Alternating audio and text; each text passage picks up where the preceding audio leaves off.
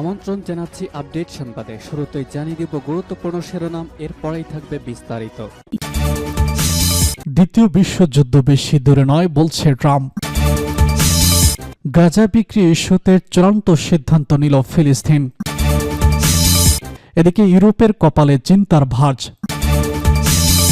সর্বশেষ জানিয়ে দেব ট্রাম্প সীমানা ছাড়িয়েছে বলছে জরিপ। তৃতীয় বিশ্বযুদ্ধ বেশি দূরে নয় বলছে ট্রাম্প। তৃতীয় বিশ্বযুদ্ধ খুব বেশি দূরে নয় বলে সতর্ক করেছে যুক্তরাষ্ট্রের প্রেসিডেন্ট ডোনাল্ড ট্রাম্প। তবে তিনি এই ঘটনাতে বাধা দেবেন বলেও দাবি করেছেন। বৃহস্পতিবার নিয়মিত এক সংবাদ সম্মেলনে বক্তব্য দেওয়ার সময় এমন বক্তব্য করেন মার্কিন প্রেসিডেন্ট। তবে এই যুদ্ধ করে কোনো পক্ষের কোনো লাভ হবে না উল্লেখ করে ট্রাম্প বলেছেন, আপনারা এটি থেকে দূরে নন। আমি বলছি এটি দূরে নয়। যদি বাইডেন সরকার আর 1 বছর থাকতো তাহলে তৃতীয় বিশ্বযুদ্ধে থাকতেন। তবে তার প্রশাসন যুক্তরাষ্ট্রকে এই ধরনের যুদ্ধে জড়াতে দেবে না দাবি করেছেন মার্কিন প্রেসিডেন্ট। তার দাবি, যুক্তরাষ্ট্র এসব যুদ্ধে অংশ নেবেন না, বরং সেগুলো বন্ধ করবে। ট্রাম্প বলেছে, আমরা এই মূর্খ অন্তহীন যুদ্ধ থেকে মানুষকে থামাতে যাচ্ছি। আমরা নিজেরা এতে অংশ নেব না। তবে আমরা যে কারো চেয়ে আরো শক্তিশালী হব। যদি কখনো যুদ্ধ শুরু হয়, এমন কেউ নেই যে আমাদের কাছাকাছি আসতে পারবে। এদিকে ইউক্রেন যুদ্ধের জন্য প্রেসিডেন্ট ভলোদিমির জেলেনস্কিকে দায়ী করে রিপাবলিকান এই প্রেসিডেন্ট বলেছেন, যুক্তরাষ্ট্র ইউরোপের তুলনায় $200 বিলিয়ন বা $20,000 ব্যয় করেছে। জেলেনস্কি যুক্তরাষ্ট্রকে এমন একটি যুদ্ধে শত শত কোটি ডলার বিনিয়োগ করতে রাজি হয়েছিলেন যা জেতা সম্ভব নয়। তাছাড়া ট্রাম্প জেলেনস্কিকে নির্বাচন ছাড়া একজন একনায়ক বলে কটাক্ষ করেছেন।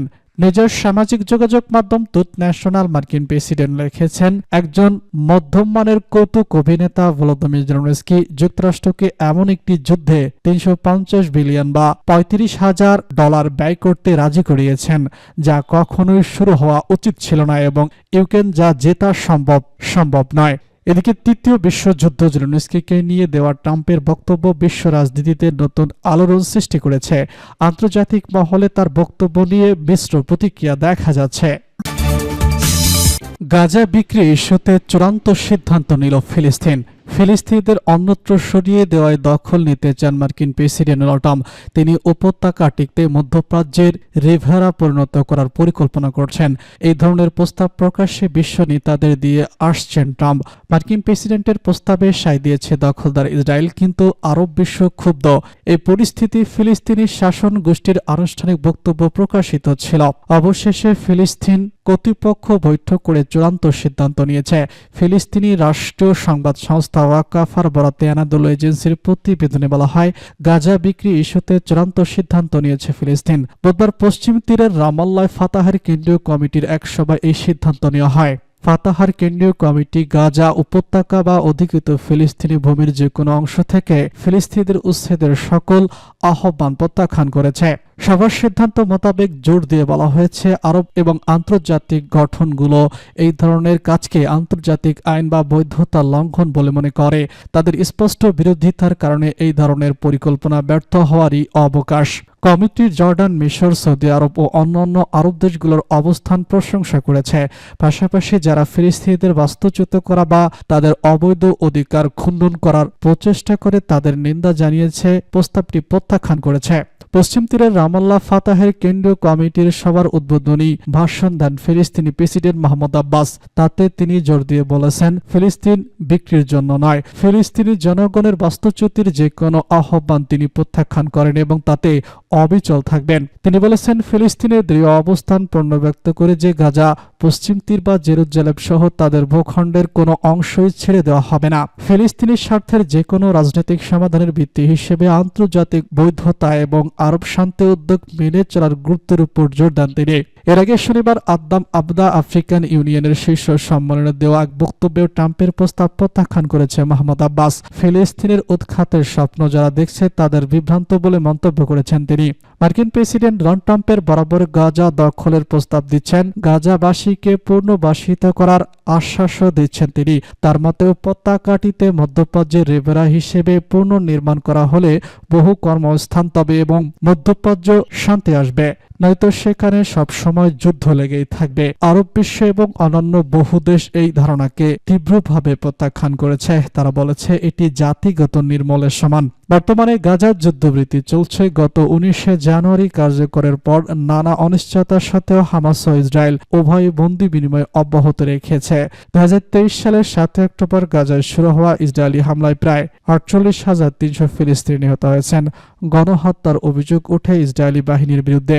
এই যুদ্ধে ধ্বংসস্তূপে পরিণত হয় গাজা। যুদ্ধবিরতির পরপরই সেই ধ্বংসস্তূপেই পরিবার পরিজন নিয়ে বাস করছেন ফিলিস্তিনিরা। ইউরোপের কপালে চিন্তার ভাঁজ। গ্রিসের প্রধানমন্ত্রী ইউরোপকে নিজেদের নিরাপত্তা ও স্বার্থ রক্ষার আরও সজাগ হওয়ার আহ্বান জানিয়েছেন। ইউক্রেন যুদ্ধের প্রেক্ষাপটে তিনি বলেছেন, ইউরোপের দেশগুলোর জন্য এমন সবথেকে জরুরি বিষয় হল নিজেদের সেনাবাহিনী গঠন করা। এর মাধ্যমে ইউরোপের দেশগুলো নিজেদের প্রতিরক্ষা সক্ষমতা বৃদ্ধি করতে পারবে এবং স্বাধীনভাবে সিদ্ধান্ত নিতে সক্ষম হবে, খবর রয়টার্সের। এ সময় তিনি যুক্তরাষ্ট্রের প্রেসিডেন্ট ডোনাল্ড ট্রাম্পের সাম্প্রতিক পদক্ষেপগুলোর দিকে ইঙ্গিত দিয়েছেন। ট্রাম্প বর্তমানে ইউক্রেন যুদ্ধের সমাধানে এক ধাপ পদক্ষেপ নিচ্ছেন এবং ইউক্রেনের পরিস্থিতি থেকে যুক্তরাষ্ট্র দূরে সরে যাচ্ছে। ইউক্রেন থেকে মুখ ফিরিয়ে ঝুঁকছেন রাশিয়ার দিকে। ট্রাম্পের এই পরিবর্তিত পররাষ্ট্রনীতিতে ইউরোপীয় নেতারা চিন্তিত হয়ে পড়েছে।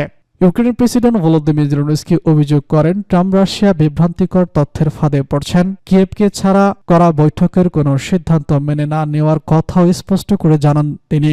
অন্যদিকে জেলেনস্কিকে অনির্বাচিত স্বৈরশাসক বলেও আখ্যা দেন ট্রাম্প। দুই নেতার এই দ্বন্দ্ব ইউরোপীয়দের মধ্যে নতুন করে উদ্বেগ দেখা দিয়েছে। এই প্রসঙ্গে গ্রিসের প্রধানমন্ত্রী বলেছেন, বেশ কিছুদিন ধরে ইউরোপে যে ভূরাজনৈতিক ও রাজনৈতিক অস্থিরতা দেখা দিয়েছে, দ্রুতই তা কাটিয়ে উঠতে উদ্যোগ নিতে হবে তাদের। তেস্তোতিয়াস আর বলেছেন, ইউরোপের স্বার্থ সেনাবাহিনী গঠনের প্রয়োজনীয়তার একটি পুরনো দাবি, কিন্তু বর্তমানে এটি আরও গুরুত্বপূর্ণ হয়ে উঠেছে, কারণ যুক্তরাষ্ট্রের পররাষ্ট্রনীতি এখন ইউরোপের উপর নির্ভরশীলতা কমিয়ে দিয়েছে। ইউক্রেনের প্রেসিডেন্ট ভলোদিমির জেলেনস্কি অনেক আগে থেকে ইউরোপীয় সেনাবাহিনী গঠনের কথা বলছেন, যাতে ইউরোপ নিজেদের নিরাপত্তা সুরক্ষিত করতে পারে।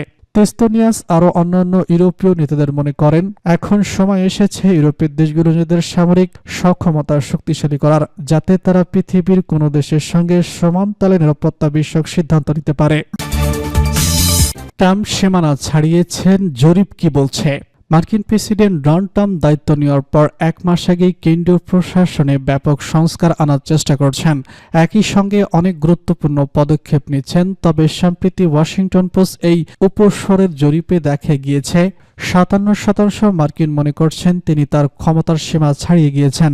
জরিপ অনুযায়ী ট্রাম্পকে সমর্থন করছেন 45% মার্কিনী, অন্যদিকে 53% সমর্থন করছেন না। ট্রাম্পের প্রশাসনিক কার্যক্রমে 43% সমর্থন জানালেও 48% বিরোধিতা করছেন। রিপাবলিকানের মধ্যেই প্রায় 90% তার পদক্ষেপ সমর্থন করছে, আর ডেমোক্রেটদের মধ্যে বিরোধিতা করছে 90%। স্বতন্ত্র ভোটারদের মধ্যে 1/3 সমর্থন জানালেও অর্ধেকেরও বেশি বিরোধিতা করছেন।